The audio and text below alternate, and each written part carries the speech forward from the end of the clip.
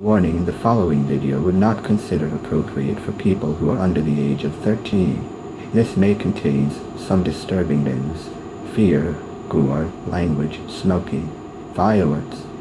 No need to beg, afraid because it's fiction but scary. This is a similar version of All of Us Are Dead, but in Canadian version. In Chapter 1 would be the prettiest from back in South Korea. Watch it at your own risk and enjoy.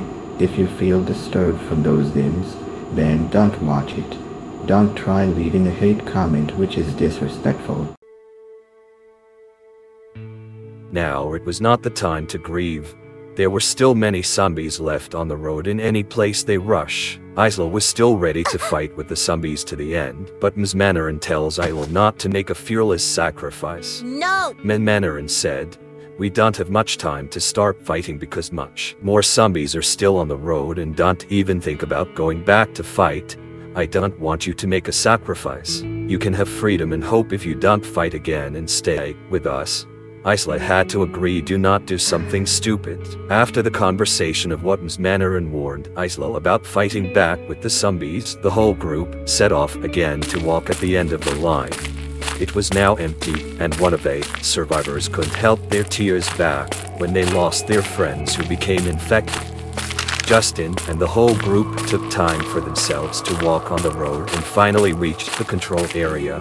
Before they reached the safe area, they put their hands up to make sure they are confirmed survivors. Up ahead. 18 survivors confirmed.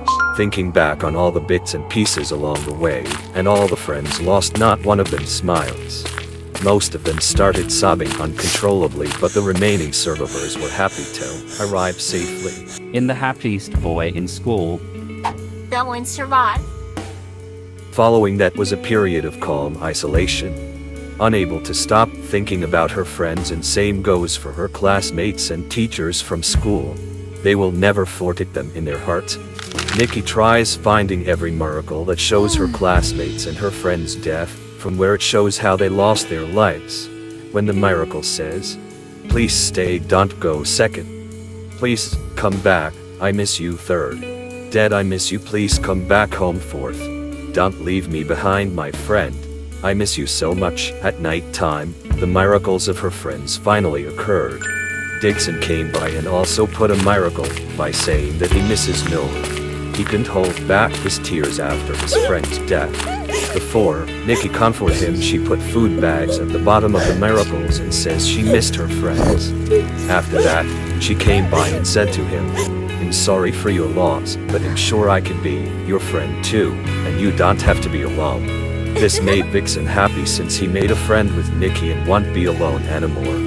The next morning, the news came out up on a large told everyone the suspected person who caused this whole virus infection outbreak to take over the region of Durham, a man said.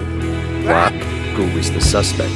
The person who announced the suspect that caused an outbreak to infect the whole region of Durham.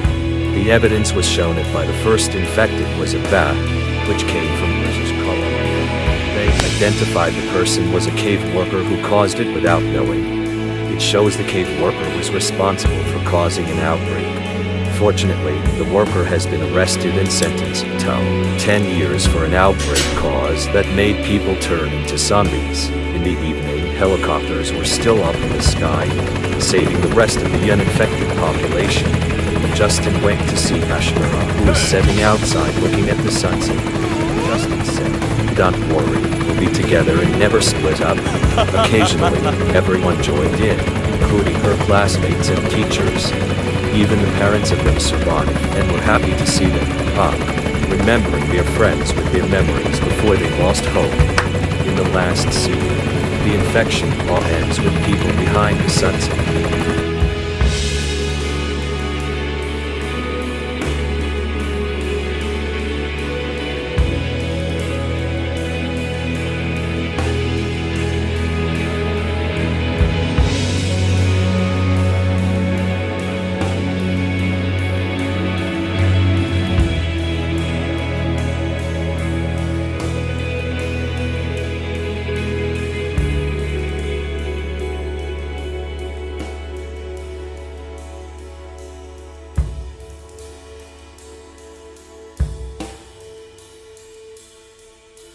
you.